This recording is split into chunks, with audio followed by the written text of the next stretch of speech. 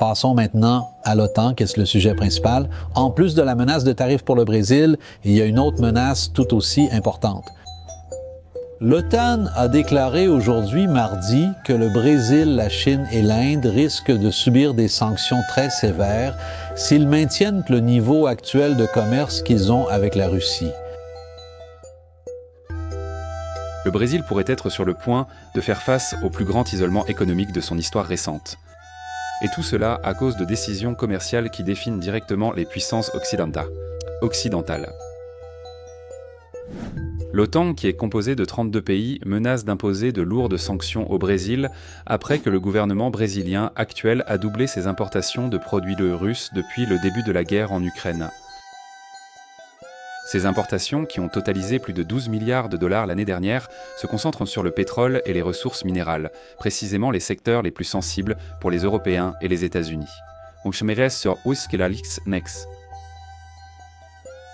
Dans ce contexte, le Brésil n'est plus considéré comme neutre, mais comme l'un des financeurs indirects de l'invasion russe.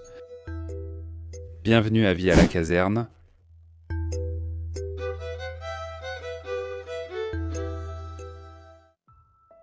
Lors d'une réunion au Capitole, à Washington, les sénateurs américains ont été catégoriques en réitérant l'avertissement. Si des pays comme le Brésil, la Chine et l'Inde continuent de maintenir le niveau actuel de commerce avec Moscou, des mesures punitives seront inévitables. Et cela ne relève plus de la rhétorique. Le délai pour que Moscou présente une solution diplomatique à la guerre en Ukraine est fixé à 50 jours. La plus grande préoccupation n'est pas l'avertissement en soi, mais son application.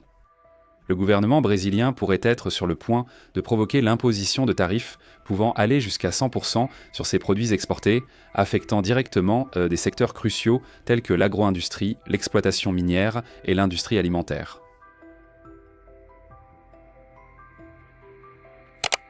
La Russie, isolée par la majeure partie de l'Occident, a trouvé dans les pays des Brésil, Russie, Inde, Chine, Afrique du Sud ses derniers grands partenaires commerciaux. Et le Brésil, contrairement à d'autres nations qui ont coupé leurs relations commerciales avec Moscou, a choisi d'augmenter encore davantage sa dépendance aux importations russes, en particulier dans le secteur de l'énergie. Cette position, contraire à la majorité des alliés occidentaux, a fait que le Brésil soit placé sur le radar des sanctions. Le message que le gouvernement brésilien actuel envoie au monde est qu'il est prêt à risquer ses liens avec les États-Unis et l'Europe pour maintenir son rapprochement avec Vladimir Poutine. Les conséquences peuvent être immédiates et dévastatrices. Donald Trump a déjà confirmé qu'à partir du mois d'août, les produits brésiliens auront une taxe d'importation de 50%. Et ce n'était que la première partie d'une série de mesures qui pourraient compter frapper de plein fouet le portefeuille d'actionnaires des Brésiliens. Les États-Unis sont le deuxième plus grand acheteur de produits brésiliens, juste derrière la Chine. Avec le nouveau tarif, ces produits deviendront plus chers, moins compétitifs et pourront être facilement remplacés par des fournisseurs de pays alliés à l'OTAN. Les entreprises qui dépendent des exportations vers les États-Unis ou l'Europe peuvent tout simplement arrêter de produire. Sans acheteurs à l'étranger, les produits s'accumulent dans les ports, les prix intérieurs s'effondrent et des milliers d'emplois peuvent disparaître en quelques semaines. L'effet domino est inévitable. Avec moins d'exportations, le Brésil perçoit moins de revenus. Moins de recettes entraînent des coupes dans les investissements publics. Moins d'investissements ralentissant l'économie. Dans ce cycle, c'est la population qui souffre le plus.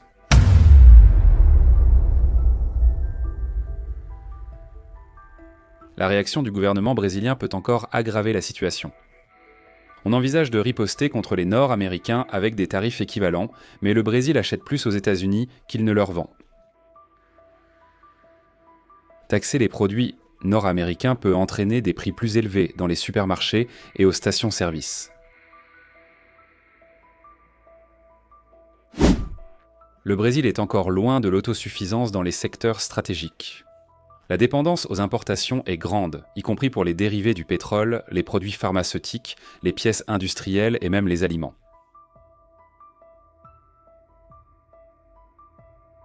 Rendre l'appareil aux États-Unis dans ce contexte peut être une grave erreur stratégique pour l'avenir de la nation. Le Brésil doit importer certains types de pétrole pour le raffinage dans le secteur énergétique. Sans cela, il ne peut pas maintenir un approvisionnement interne stable. Dans le domaine technologique, le pays importe encore la majorité des composants nécessaires à son industrie. Le Brésil, 9e producteur mondial de pétrole avec près de 3 millions de barils par jour, doit encore en importer. 97% de cette production provient des champs maritimes, dont 74% des réserves du pré-sel. La moitié de la production est exportée, l'autre moitié est transformée en carburant et dérivée dans les 18 raffineries du pays. Néanmoins, le pays importe encore environ 160 000 barils par jour de pays tels que l'Arabie Saoudite et les États-Unis pour alimenter ces raffineries. Mais si nous produisons plus que nous ne consommons et que nous exportons encore, pourquoi devons-nous quand même importer? Le pétrole du pré-sel, plus lourd, n'est pas optimal pour produire des carburants. Les sanctions de l'OTAN peuvent inclure, en plus des tarifs, des restrictions technologiques, le gel des investissements étrangers et même le blocage des transactions internationales avec les entreprises brésiliennes impliquées dans des contrats avec les Russes.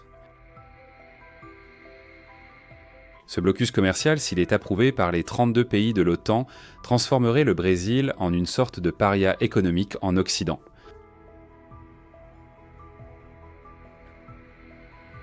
Un scénario de chaos économique pourrait pousser les investisseurs internationaux à fuir le pays, aggravant encore plus le chômage et la dépréciation du réal. La hausse du dollar augmenterait les prix de tout ce qui est importé, des médicaments au carburant, ce qui ferait que la population ressentirait rapidement les impacts. Le Brésil pourrait être sur le point de faire face au plus grand isolement économique de son histoire récente.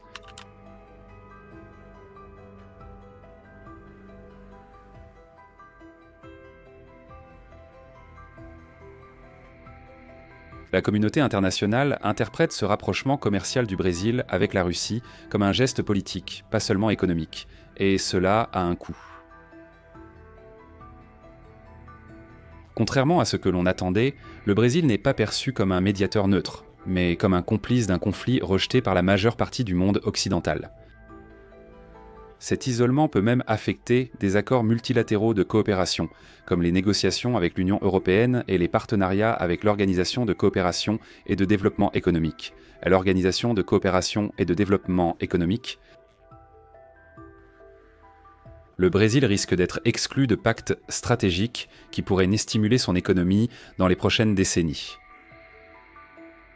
L'escalade des tensions montre que le gouvernement brésilien doit agir en urgence. Soit il recule stratégiquement en diminuant le volume des importations russes et en ouvrant le dialogue avec les pays de l'OTAN, soit il se prépare à faire face à un effondrement commercial qui pourrait durer des années. Le moindre faux pas peut transformer une crise extérieure en un désastre national. Ici, dans Vie à la caserne, vous restez informé de tout ce qui se passe dans le monde militaire.